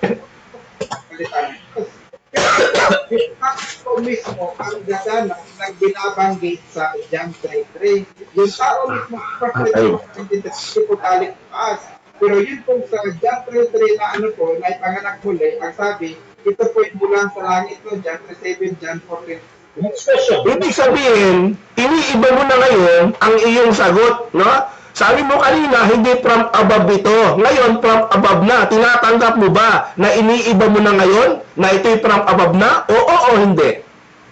Hindi ko po iniiba, hindi ko po iniiba kasi nga, ikaw, na sumasampalataya kay Kristo, yung katawan mo, ngayon, hindi yan galing sa langit. No, yan yung sinasabi ko kanina, na kahit sumasampalataya ka na, kapag meron ka, hindi from above, kundi from dito pa rin na may kasiraan pa rin. Kaya nga pagdating ng araw, papalitan pa yan. Kasi kung yan from above na, hindi na kailangan palitan yan. Next question. So ngayon, tinutukoy mo yung katawan ulit. Tatanungin kita, sabi mo, hindi from above. No? Hindi naman ulit from above. Kanina from above. So ulitin natin, yung bang unang Pedro 1:23, na yung salita ng Diyos na ipapanganak sa tao, itong salita ng Diyos, buhat sa Diyos, ito ba from God o from above? Yung salita ng Diyos para sa tao? O hindi? Okay, pagkasalita ng Objection, Mr. Moderator. Objection, proceed. Malinaw naman yung ating tanong eh. Ito po yung, ito po yung categorical. Sagutin niyo muna categorical, then explain. 20 seconds. From above the or from God. Bro Samuel, pili ka ba or auto-objection muna? Okay, pili ko ako. Okay, ano muna yung pinipili mo? Ang sagot ko po ay oo. Okay. Grabe po. At yung salita ng Diyos, from above yun. Yes. Pero ikaw, tao, na kailangan makapasok sa langit, hindi ka from above. Kundi from dito ka pa rin sa earth, kahit na ikaw ay tinanggap mo yung salita. So from earth ka pa rin. Ikaw yung subject natin na kung saan makakapasok ka kasi hindi naman yung salita ng Diyos sa pagpapukin, di ba? Kundi ikaw, Next question. Okay, salamat sa pag-amin. So, punta tayo sa tres-tres ng Juan, no? So, itong tres-tres ng Juan na kailangan ng tao ipanganak sa tubig at espiritu, no? Ibig bang sabihin nito na ito din ay tumutukoy, no? Na salita ng Diyos na from above din. Itong dapat iaral na ang tayo ipanganak na muli sa tubig at espiritu, from above din ba yun? Oo, hindi. pakiili na po yung tanong. Stop ko na. Ulit na lang yung tanong. So sa tres patuloy, no, na itong salita na dapat ipanganak ang tao sa tubig at espiritu, na siyang salita ng Diyos din ayon din sa Ebanghelyo, no, na tinutukoy sa 1:25 na ito yung salita ng Diyos na yung Ebanghelyo. Ito ba ay tinutukoy, no, ayon sa aral o salita ng Diyos na kailangan ipanganak ang tao sa tubig at espiritu? Ito ba ay from above din o from God? Oo, hindi. Hindi. Pag-ibig ka daw yun. Oo po, yung salita ng Okay. So, ikaw na kailangan mag-born again ay hindi ka pa po from above kahit na ikaw tumanggap na ng salita ng Diyos. So, hindi ka po from above. Kaya yung sinasabi ko dyan, na kailangan ka may panganak from above or bibigyan ka ng katawan na from above. Next question. So sabi mo, no, kapag ang tao ay hindi pa siya from above, no? Kailan siya magiging from above? Kapag siya ay nabounce mo sa espiritu o sa tubig, no? Na pinanganak sa tubig, no? At pinanganak sa espiritu, doon ba siya magiging from above? Oo, hindi. Wala. Oo po, from above siya, pagka pinanganak siya sa tubig at ng espiritu. Pero, tutol ako sa sinabi ko na yung tubig ay bautismo. No? Hindi po yung bautismo kasi nga walang ibang paraan para makapasok sa langit, maging yung mga tao sa tumangkitan, kailangan nilang dumaan sa kapangyarihan. Hindi po sa baptism. Okay. So, mapapatunayan mo ba ngayon na yung panganak sa tubig ay sinabi kong bautismo sa tubig? Mapapatunayan mo ba ngayon na sinabi ko yon? Oo o hindi? Yun po, meron kami nakita.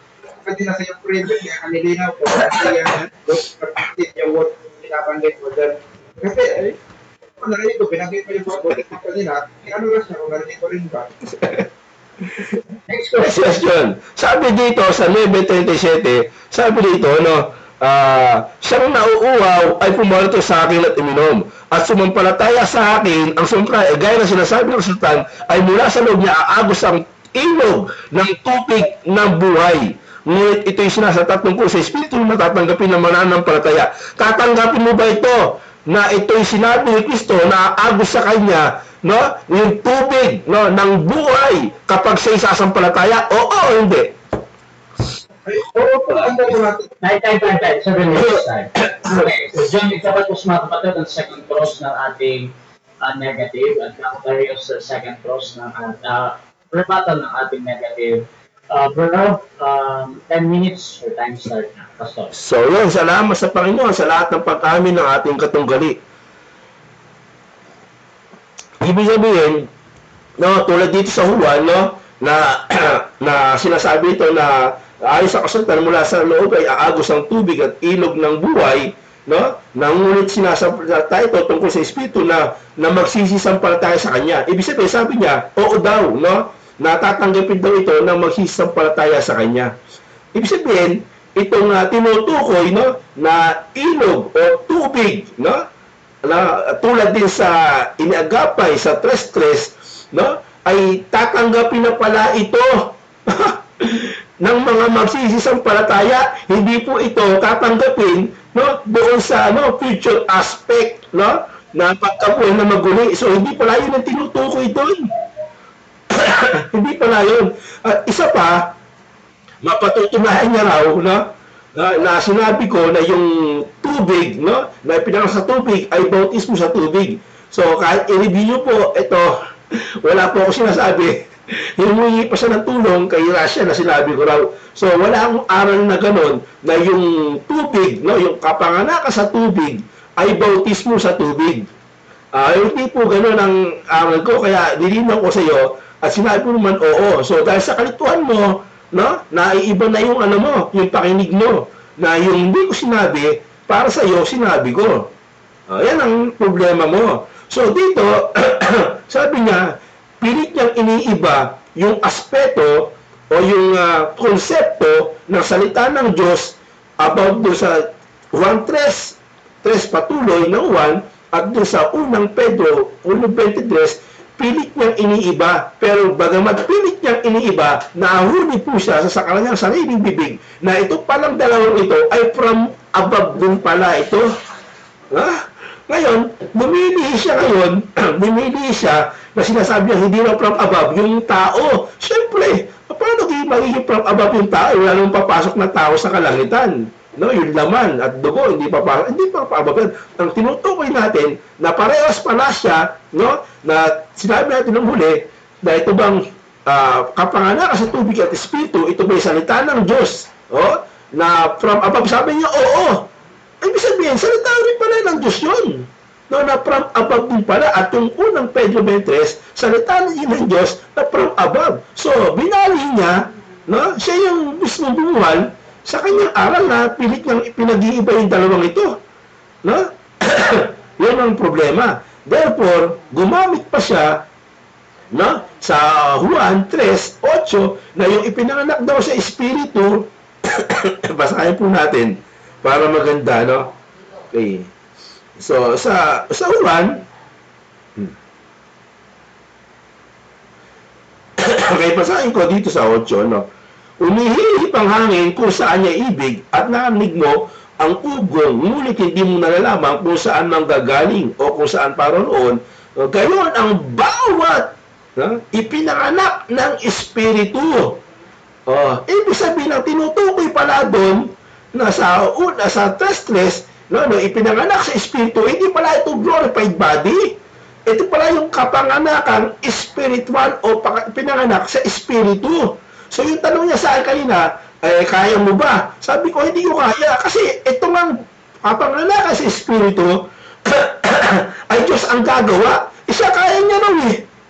No? Tapos iniba niya. Hindi pa raw ako wala pa sa akin yung espiritu. Hindi naman ganun ang sagot ko eh. Ha? Conclusion mo lang yun.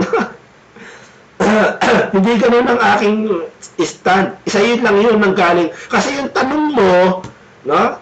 Yung tanong mo, hindi mo maintindihan kung tanong ba ito na malayo na tanong o mababaw na tanong. Kasi nga, ang tanong mo, kaya mo bang gawin to? Ikaw ba kaya mong gawin yun na ikaw yung babautis mo sa espiritu o mararanasan mo espiritu sa kapangyarihan mo? Buti nga, hindi ko tinanong sa iyo eh. So, ano ibig sabihin ito? Walang nakakaalam, no? Na yung bautismo sa espiritu, yung kapanganakan sa espiritu, kung kailan ito mararanasan ng tao, kung kailan sa dating dito. Pero, ang malinaw dito, sabi ni Kristo, no, yung mga sasampalataya sa 7:37-39 ng Juan na sinasabi ron na sinasabi ito patungkol sa espiritu na tatanggapin ng mga mananampalataya. So, tatanggapin mo na yung kapanganakan sa espiritu kasi tatanggapin mo nga eh. At ito, sa gawa 1:8 o 9 na hindi pa ang wika ay pinagkakaloob ng espiritu, no? So, yung pinagkaloob na tatanggapin nyo ang wika espiritu pagdating sa inyo ng kapangyarihan. So, doon lumabas. Kaya, hindi nila alam. Kaya, umiipang hangin, no? Hindi mo ako sa pupunta, o saan paroon. Ibig sabihin, Diyos ang bumabautis mo, si Kristo ang bumabautis mo sa espiritu. Hindi ikaw, wala ang kapangyarihan doon. Diyos yung kaya nga sabi sa 1:13 ng Epeso, no, mula nang kay sa pagkarinig ng ebanghelyo, no, ng inyong kaligtasan mula nang kayo sumampalataya, kayo tinataan ng espiritu na ipinangako. Pangako yun eh. So, kailan nangyayari siya? Sabi Kristo na papanganakan ng espiritu, no, natatanggapin ng tao, na pangako. Ay mula nung ikaw ay nakapakinig ng salita, at sabi mo, yung salita from above. Diba? Yung ebanghelyo from above. Binali mo yung aral mo. So, tatanggapin mo yun pag ikaw ay sumampalataya.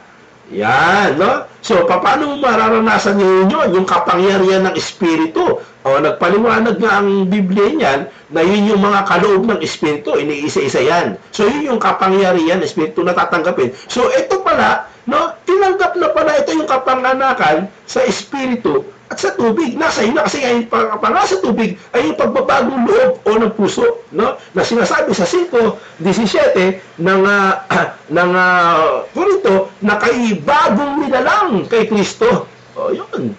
No? Yung pagsampalataya kay Kristo, ikay bagong nilalang. Yun yung pagbabago ng puso mo o ng loob mo. Yun yung kapanganakan sa tubig.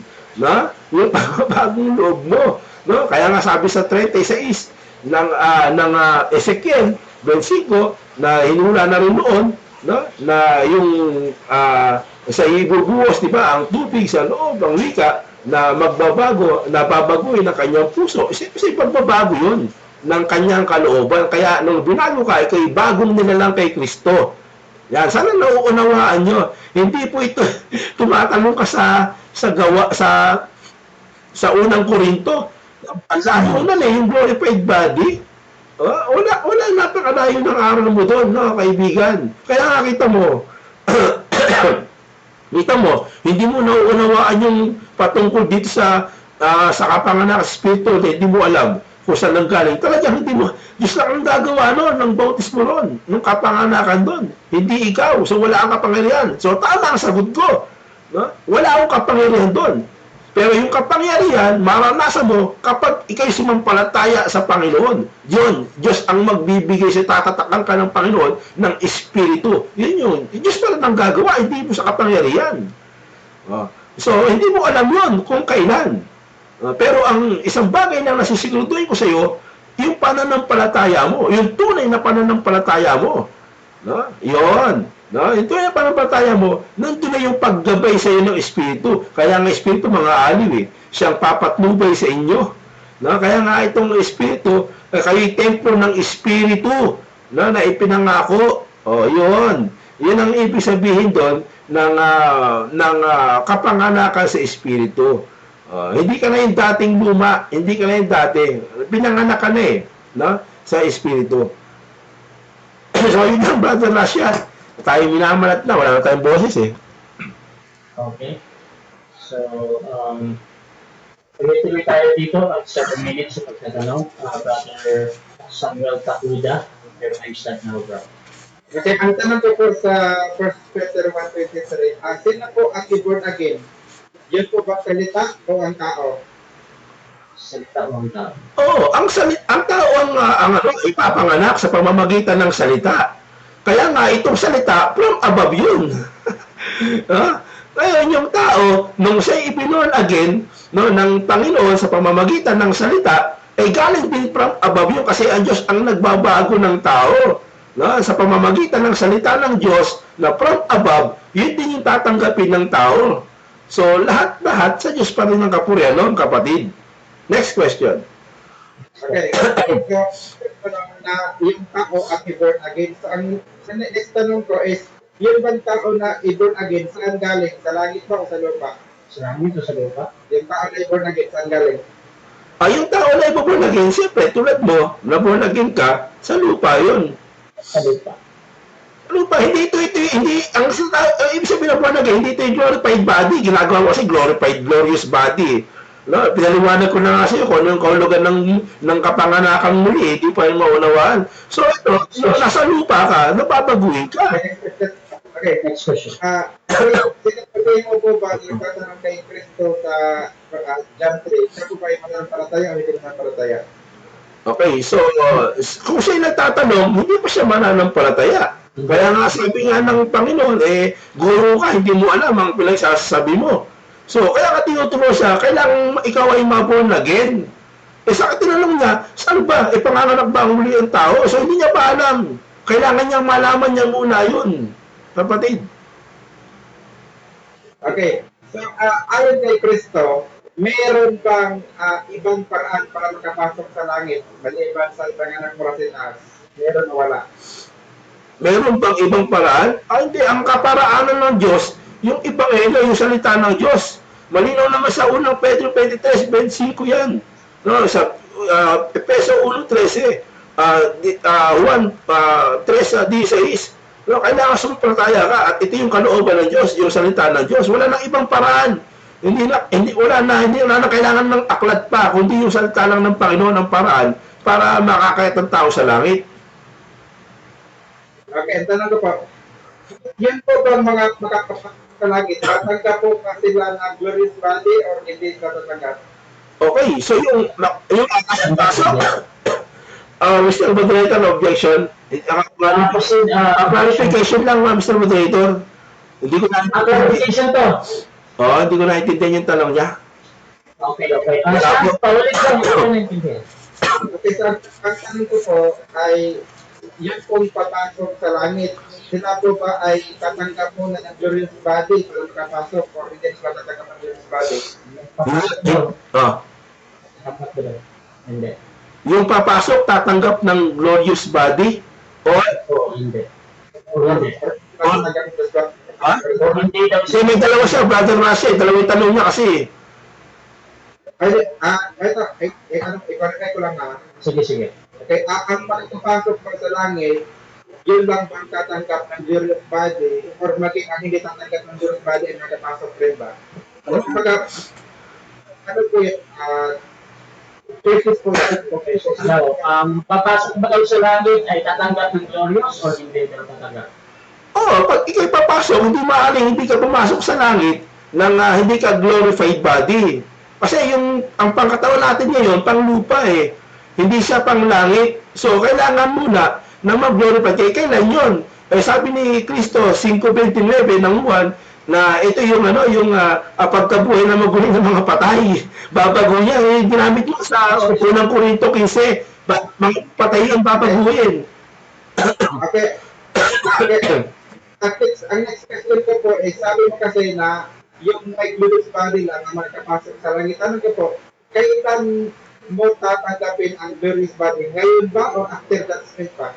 Okay, tatanggapin mo yun. Sabi sa 15 ng 22 ng unang Korinto na siya yung panganay ng pagkabuhay ng maguli. So, tatanggapin mo sa pagpalito ni Kristo. Hindi mo na mapalito si Kristo Paano mo tatanggapin yun? Yung mga buhay, babaguhin yun. Doon pa lang malinaw yung yung unang Korinto, doon pa pa lang sila babaguhin sa pagpalito ni Kristo. Hindi ngayon. Hindi ka pa nga binabago eh. Kita mo, tao ka pa rin. Okay. Next question, dito. Okay, inamin mo ba na after final judgment lamang ka bibigyan ng glorious body? Yes or no? Oo, kaya nga sabi ko, pagdating ni Kristo eh, doon ka nang magkakaroon ng ng glorified body. Alam mo ba yung glorified body? Yung manuwalhati katawang panglangit? Ikaw nga eh, sabi mo, pinawalagin ka na, ba't nandiyan ka pa? O, glorified body ka na ka mo eh, ba't nandiyan ka pa? O, hindi mo pa tinatanggap. Kasi nga, mali yung pangunawa mo sa tres-tres ng ng Juan. At sa unang Pedro, 1.23, akala mo, glorified body ka na. Eh, yan ka pa nga, nag-uusap pa nga tayo. Kasi kung sarili mo, masasaktan ka pag kinulot mo sarili mo. Next question. Kapag pa meron na tayong glorified body, kaya na ba natin na mag-teleport? Yun po parang magkakabil po ng napakabilis po. Magkakabil ba lang, kaya ba natin? Kami rin glorified body. So, yung teleport na sinasabi mo mag-travel, yun ba yung tinatawag na pagdagit ng Panginoon? So, kapag glorified body ka na, ay makalangit na yung katawan mo. So, yung tinutukoy mo kasi sa Juan ng 3:8, ibautis mo sa Espiritu yun yung tatanggapin ng tao na hindi pa hindi yun yung glorified body. Mali ka dun eh. Mali yung aral mo dun. Next question. Okay. So,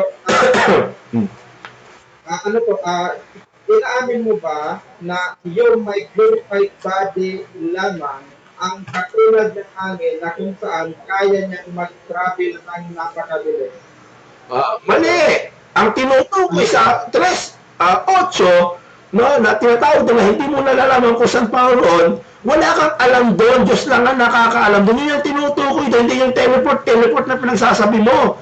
Na kailangan glorified, glorious body, hindi nga eh. Kaya nga tatanggapin pa lang yun ng mga nagsisisampalataya. 7 minutes time. Okay, as itatapos ang second stage ng ating debate at dapat tayo sa final conclusion pero bago yan, shoutout muna kay Abdenido GS. Talo si Samuel Tahuda dito. Shoutout din kay Delus Batena. Tama si Kuya Eric Villanueva, ang ipinanganak sa Espiritu ay muli ikapanganak sa pamamagitan ng salita ng Diyos.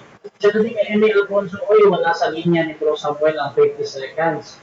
Shoutout din mga kapatid kay Jimmer San Dumalos is watching na siya, kay Dakir Osmon. Ayan, paano ka magkakaroon ng glorified body kung dito ba ang sulupan, hindi ka born again. So, tuloy tayo mga kapatid at dapat tayo sa final conclusion. Biglang negatibo mga kapatid sa ating topic ngayon na ang Juan 3:3 ay magaganap lamang pagkatapos ng final judgment. Pastor Eric na CJCLS. So, napakaganda ng tanong ng nagkomento, paano ka papasok sa langit, no? Kung hindi ka dito pa lang, hindi ka na born again. Ibig sabihin, kailangan mo nang ipanganak na muli. No? Kailangan mo na yung pagbabago ng kalooban mo. Kailangan mo nang ipanganak ka sa Espiritu. No? Na yung tatak ng Espiritu. Kailangan mo yun. Kasi pag wala yun, hindi ka makakapasok sa langit. Hindi ka mag-glorified body. No? Hindi ka maluluwalhati yung katawan mo. So, yun yung tama yung tanong mo. Kailangan, hindi ko alam kung ano yung unawa mo. Ano? Pero ang ganda ng tanong mo doon. So, kailangan talaga na ang tao ipanganak na muli. Sinong tatanggap nun? Yung sasampalataya. Sabi nga ni Kristo, ang sinasabi niya na sa kanyang loob dadaloy yung tubig ng buhay na sinasalita niya patungkol sa Espiritu Santo na tatanggapin ng mga nagsisisampalataya. So, hindi yung pagkabuhay na maguling tinutukoy, kundi sa pagsampalataya mo, tatanggapin mo na yung Espiritu na ipinangako. At sa 8 ng gawa, o 9, na tinutukoy doon na sa inyo ang Espiritu, pagdating ng kapangyarihan, isipin, sa kanila talaga. No? At ito'y makikita mo sa pamamagitan ng mga tanda na gagawin nila. No? So maraming kaloob, no? na kaloob ng Espiritu para maunawaan ng tao na ikaw ba'y merong Espiritu? Paano nalaman ikaw yung Espiritu? So yung kaloob. No? At yung kapigati, yung pinipigati ka, pag gumawa ka naman masama, napipigati ka. So huwag mong pipigati na Espiritu. Bakit po? Kasi doon ay tinatakang ka ang wika. No? Na kayo na mula nang kayo magsisampalataya, nang kayo mula nang nakapakinig ng ebanghelyo ng iyong kaligtasan, kayo tinatakan. So doon pumapasok po yun. No, yung kapanganakan sa Espiritu. Yun yung ibig sabihin, hindi po ito glorified body agad. Kailangan mong gawin yan para pag nandun ka na, saan mo makakamit yung manuwalhating katawan. So, dito, maliwanag, no? Na itong kapatid niya, sabi nga, saan nakurti mo sarili mo? No? Buhay ka pa, tao ka pa. Ibig sabihin, hindi ka pa pinanganganak sa espiritu ngayon. Hindi ka pa pinanganganak sa tubig. Brother Samuel. Hindi ka pa nagbabago ng loob mo na bagong nilalang kay Kristo. Yun ba ibig mo sabihin? Paano ka mag-glorified body kung hindi ka pa pinanganganak sa tubig at espiritu? Diba? Kailangan mo nang unawahin yung aral. Kailangan mo nang gawin yon. Sumampalataya ka muna kay Kristo. Huwag ka munang didiretso sa glorified body agad. No? Yan ang problema natin, Lino. No? Yung pag-unawa natin sa Biblia, hindi dahil na ba marunong tayong magbasa, marunong na tayong magpaliwanag sa konteksto. So maraming tulad ng sinasabi mo na teleport, mabilis na pagbiyahe, no? Hindi ito nga alam eh. Diba? Ang alam lang natin sa Biblia, huwag tayong higit na kung paano, sabi ni Pablo sa unang Tesalonica 4:13, patuloy na yung mga yung hindi tayo maaaring mauna sa mga nangapatay, na una yung pangapatay, sila yung babangon muli. Kailan ka magkakaroon ng glorified body? Sa pagbabangon muli, sa pagparito ni Kristo, hindi ngayon. So, babaguhin ka ang wika. Pag ikay binuhay, bago ka. Sa 15, unang Korinto 15, 44 patuloy, babaguhin ka, magkakaroon ka ng glorified body. So, yun namang natitira, aagawin naman yung kasama ni Kristo sa alapaap. Hindi po tinutukoy dito yung bautismo sa Espiritu. So, yung pag-agaw, yung caught up na tinatawag nila na rapture ngayon, sa panahon ngayon, no, yung caught up, no, yung aagawin. Doon pa lang yung pag-agaw sa kanila, no? Siyempre, pag-agaw sa kanila, pagdala sa kalangitan, sa alapap, glorious body na sila, glorified body na sila. Doon pa lang mangyayari yun. No? Pero itong sa uwan, nangyari na to. Naghanap na to, yung sa uwan 3, kaya nakita mo, no, from above, 1:23, pala salita ng Diyos pala yun, sabi mo, from above, inamin mo na ito yung salita ng Diyos, ito yung ebanghelyo ng Diyos na kailangang sampalatayan ng tao na from above din. Inamin mo eh. Hindi mo naman sinasabi doon, hindi mo naman pinagtibay sa akin, hindi mo inilabas sa akin ng pukpukan na ini glorious body. Sa Juan, wala kang binanggit doon ng glorious body. Kung dito pa nung karo sa unang Korinto 15, ginawa mong glorified body, yung Juan na napakalayo ng kahulugan o konteksto nito. Wala kang nabasa rin na glorified body ron. Ang inakala mo na glorious body kasi nag-teleport. Tinangay ng hangin. Yun ang akala mo pala. Hindi pala alam ang ibig sabihin nun. Okay, so dahil tayo na final conclusion din ng ating affirmatives sa kanyang pinatutunayan na ang 1+3 ay magaganap lamang pagkatapos ng final judgment. Dahil ng MCGU, your time start. Ayan, maraming salamat po. Kasi Pastor Eric, ang inamin po niya na yun lamang mga papasok sa kanyang langit ay yun lamang tumatanggap ng glorious body. Ang inamin niya rin po na yun lamang pong yung glorious body ay ibinibigay lamang after judgment. So maliwanag po, dito sa ating pinapatunayan ngayong gabi, na yun pong pagpasok, pagkakita sa kariyan na sinasabi ni Kristo sa John 3:3, yan po ay tumutukoy lamang doon sa panahon din na sinasabi ni San Pablo na makakapasok lang yung may glorious body. So yung glorious body po, ipapanganak ka po muli na mula sa taas. No? Mula po yung taas. So yun po ipanganak muli sa 1 Peter 1:23, wala po tayong total doon na kailangan nararan mula tayo.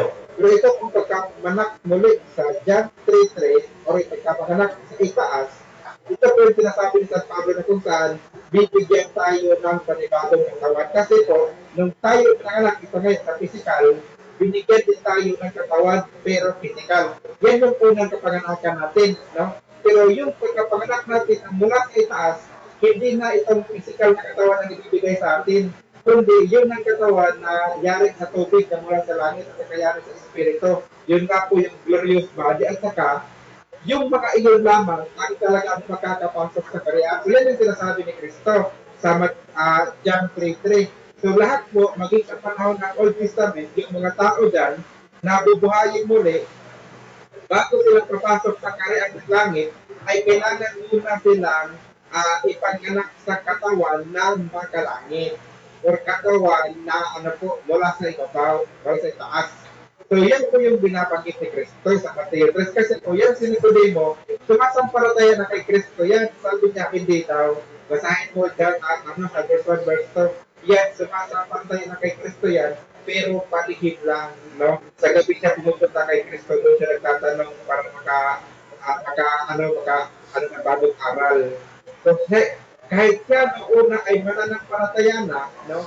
At kahit yung iba pang mga apostol na present sa panahon na iyon, kahit sila ay sumasampalataya na, sabi ni Kristo, makakapasok, no? Makakakita. Ibig sabihin, noong time na iyon ay hindi pa nila nakita at napasok yung kaharian ni Kristo kasi nga, yun ay future things pa lamang. At ang sigurado ko dyan, na yung kaharian na sinasabi ni Kristo na makikita o mapapasok lamang nila pagka sila ay nagkaroon na ng glorious body, yun yung binabanggit niya sa John 18:36 na dito na rin kapatid na Eric. Kasi nga, ang kaharian iyon ay wala sa lupa, kundi nasa langit po yun. At kung gusto mo makapasok sa langit, no, kailangan ipanganak ka. Hindi ng ano po, yung katawang may kasiraan, kundi yung katawang walang kasiraan. No? Lahat po ng papasok sa langit, dadaan, no, doon sa proseso na ipinanganak mula sa itaas na pagbibigay ng katawang walang kasiraan. Kasi kung sasabihin mo na yung pagkapanganak muli na sinasabi ni Kristo dyan ay pangangaral ng salita ng Diyos, hindi lumalabas itong Nicodemo na tumanggap ng salita mula kanuna bago pa siya nagtanong dyan sa John 3, ay dapat pala na siya, kumbaga naganap na sa kanya yung nangyari, yung sinasabi ni Jesus. Kasi sabi mo, yan ay pangangaral lamang. O kung yan ay simpleng pangangaral, pagtanggap lamang, hindi sana yung mga tao muna, katulad na ng hangin, na kaya natin lang mag-teleport mo, kaya nila mag-travel lang na pagkabilis. Kasi sabi ni Kristo, John 3, gayon ang katangian ng isa ipinanganak ng Espiritu. So kailan ba yan? O ikaw na sumasabi na habang nasa physical tayo, hindi tayo katulad ng hangin. No? Kasi nakikita naman tayo, mahina yung galaw natin. Pero pagka ikaw ay nasa maluwalhating katawan na, ikaw ay parang hangin na, no? Na hindi ka na-affected ng gravity, kundi kaya na mag-travel ng napakabilis sa napakalayong lugar. So doon lamang magaganap yung sinasabi ni Kristo. Ang ipinanganak ng Espiritu, no? Matulad sila sa hangin. So yan, mangyayari lamang yan na tayo ay matulad sa hangin pagka tapos na yung final judgment na kung saan bibigyan na tayo ng panibagong katawan. So yan yung pinapatunayan natin kaya na hindi niya matulad na yun lamang sinasabi ni Kristo, no? Na may panganak mula sa taas, yun ay ang pagbibigay ng glorious body. Na sa gayon, tayo ay matulad ng sa hangin na kayang mag-travel, no? Na katulad ni Kristo na umakit baba sa langit kung saan man niya gusto kaya niya na yun sa loob ng sabihin natin isang segundo lamang. So tayo habang natin sa physical, hindi natin yun magagawa. Pero sabi ni Kristo, pagka ipinanganak ka na ng tubig at ng Espiritu, magagawa mo na yun. Kaya mag-adjustment yung mga. Okay, so dyan nagtatapos mga kapatid ang debate natin between NCGU and CGCLS. At before natin end yung ating tayo, syempre gusto ko naman po salamat kayo sa ating mga audience mga kapatid. Dito tayo kay Samuel Sam, salamat po na. Yes, salamat po sa lahat ng nanonood, no? Sana meron kayong natutunan bago patungkol dyan sa usapin po na John 3:10 na ipanganak mula sa itaas. So, kung meron po kayo mga dagdag ng mga katanungan o nagkakaroon po ng clarify yung mga aral namin, ay pwede po kayong mag-PM chat sa akin para po masagit natin ang mga katanungan at saka sa naman po na tumutulong sa atin ay pwede din po kayong paghamon naman, no? Ng isang diskusyon na katulad dito. Isa pong kaligayahan po sa akin ang pagkaroon ng ganitong diskusyon dahil sa pamamagitan po nito ay may lalahad natin yung katotohanan ng salita ng Diyos. Kaya muli ko, salamat po na kay Eric sa pagpapaunlak na kahit na siyang tayo itong kamadaan physical sa pasensyonan at Eric na nakalapang kita mo doon sa ano kung may katalong katalong. So ito, at saka salamat sa iyong time, no? Na nagkaroon tayo ng isang magandang usapan ng ating po sa salita ng Diyos. At sa mga ano po, no, sa mga gusto pong alam kung mga sinasampalatayanan, meron din po akong YouTube channel na sinunod na po nilalagay yung mga record po ng dito na mga dito ngayon, at sa natin po sa ating YouTube channel na sa gayon, magdali ko siya makita ang mga video na po o i-share pa sa iba para naman sila ay matuto pa rin ang mga aral na tama at bagay. Sabulit po, sa lahat lang, maraming salamat sa Diyos. Okay, at ito na tayo kay Pastor. Salamat, Pastor. Opo, una, again, sa Panginoon ng kaburihan at pasalamat. Okay, salamat sa pagkakataon na binigay niya na makapaghagulit ng mga salita at aral. Ganyan din sa ating moderator, no, at sa kanyang platform na patuloy niyang ipinagagamit upang maglahad, no, ng kanya-kanyang pananampalataya or mga issue ng pananampalataya sa platform ni Brother Russia Vista. So salamat din, last din kay Brother Samuel sa kanyang maginoong pakikipagtalakayan o pakikipagdebate at nairaos po namin no, ng maganda ang debating ito na umaasa kami na maraming natutunan ang mga nakapakinig at walang salitang masama o masakit man sa aming mga salita, kundi ito'y parte lamang ng pakikipagdebate na hindi lumalabag sa rules, no, ng platform o ng platform ni Brother Russia. So, yun lang po sa mga nakikinig, no, sa inyo po lahat, shout out sa inyo lahat, pagpalain kayo lahat ng Panginoon. Yun lang, Brother Russia. Okay, mga kapatid, so Russia TV gusto din mapasalamat sa lahat ng sumusupport at laging naniniwala pa din sa ating pamumuhay.